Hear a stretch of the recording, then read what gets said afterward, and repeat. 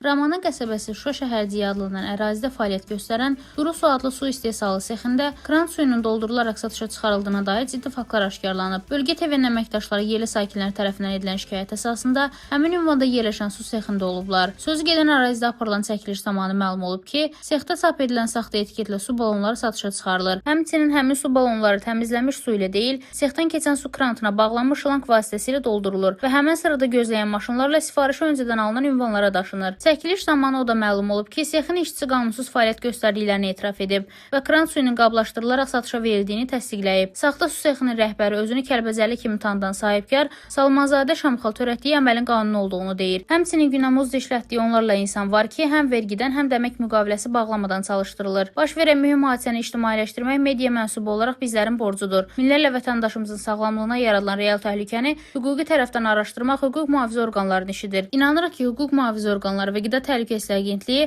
operativ şəkildə qanunsuzluqlarla dolu su sexinin iş icraçısı Şamxal Salmanzadə ilə bağlı qanuni ölçü götürə biləcəklər. Rəna Rövşən qızı, BTV.